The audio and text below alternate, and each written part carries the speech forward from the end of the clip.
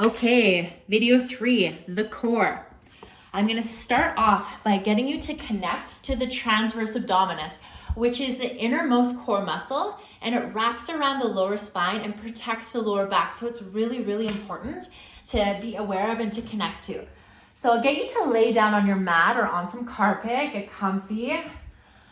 Pull the heels in towards the bum. And then notice that little lordotic curve at the bottom of your spine. It's just a natural arching of the back, and it might just be like 0.5 millimeter up off of the ground, but we all have it, that little bit of lift there. Take a deep breath in, and as you exhale, push the lower back into the mat. Squish that space out. Feel the core ignite. Inhale, allow it to lift up. Exhale, press it down. Keep following your breath, syncing this movement up with it. And place your hands on your hips. Feel how your pelvis is rocking back and forth. So when your pelvis is rocking forward, tipping anteriorly, there's the potential to dump into your lower back. So that's why it's really important to be aware of the positioning of your pelvis, especially in relation to your abdominals. Because when your pelvis is neutral, you're able to ignite the core and you're able to ignite the glutes better, which will protect you and keep you really strong in your body. Okay, let the lower back lift up off of the ground. Exhale, squish it down and keep the core engaged. Stack the knees over top of the hips, hands up to the side for support. Lower the right heel down to the ground. And then bring it back in.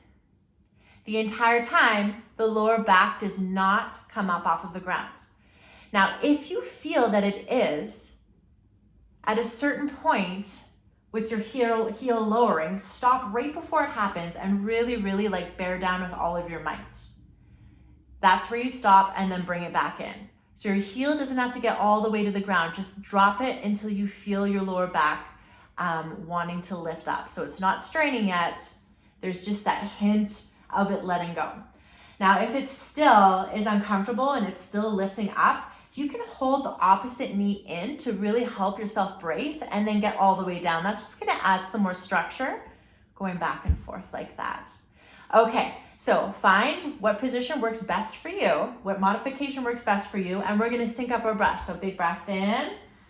As you lower your heel down, exhale, bring it back to center. Inhale down, other side, exhale back to center. If this is too easy for you, you can do both heels at once. You can even stack your heels over your hips and do both legs straight at once, and that's gonna be a big challenge. Okay, so now we're gonna work into the obliques. So those are the side tummy muscles. We wanna get all of the abs coming to the party here. So as you inhale, allow the knees to fall to the right side of your body. Then use your exhale to fire the obliques up and bring the knees back to center. Inhale over to the other side. You'll feel a little stretch through the obliques. Then contract, bring it back to center. So keep that coming. You're doing awesome. Mind in the muscle, slow, controlled movements here. To make this one harder, you can stack your heels right up. So you got a straight leg. It's gonna be significantly harder. Okay, one more on each side. And I really like to use like big, powerful, audible exhales. It really helps me get deeper into the muscles. Okay, so flipping on over, we're going to take bird dog. So this is for cross-body stabilization. So we're in tabletop position. Now, as we go through the movement, we want to keep our hips level. So big breath in, pull the pit of the belly in and up. And as you exhale, opposite arm and opposite leg extends out. Inhale back in, exhale, other leg, other arm. Now you'll notice when I stretch my heel back, I stop so that I'm a straight line from hand to heel. As soon as I start lifting my leg up too much, I open up through the hips and then I can't ignite through the proper muscles anymore. So really, even if you do it in front of a mirror a couple times or get a buddy to check you out, make sure you've got that nice straight line. There's also the potential to really dump into the lower back with this one here. So just being very aware of your form. Good. Couple more on each side. And then we're gonna check our plank game. So, a couple options for the plank. We can either do it from our wrists and our toes, or we can do it from our elbows and our toes, or our knees and our elbows. The most important thing is that you're a straight line from head to the point of contact on the ground.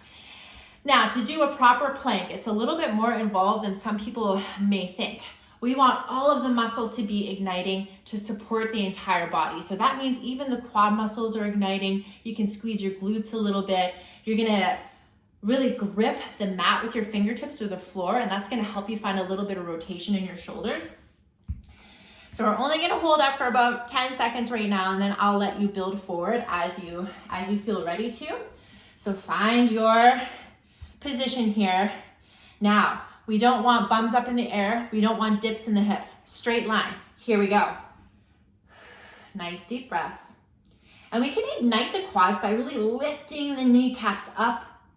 Just play around with it. See how that just creates more strength and stability in your body. And then look to about a foot in front of your fingertips so that your neck is in alignment with your spine. Almost there. 3, 2, 1. Bring it down. Okay, so that is the first part of the core video. The next two exercises are kind of more advanced moves, I would say. Something not advanced, something to grow into. So we're gonna do some heel kicks for the first one. So heels are stacked over top of hips, and from here, you're just gonna pulse it up, really listening to the lower back. Whew. We don't want it to hurt, we don't want it to strain. Just keep pulsing it up.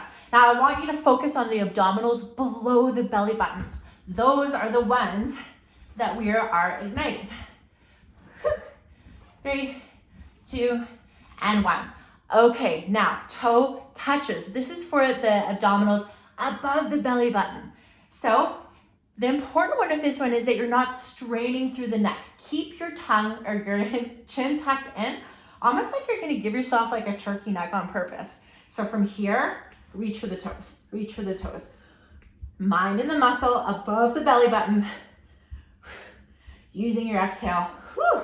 We're working hard here. 3, 2, and 1. Nice, you did it. That was your core video. And like I said in the introduction, you can train core every single day of the week. So yeah, let me know if you have any questions, and good job.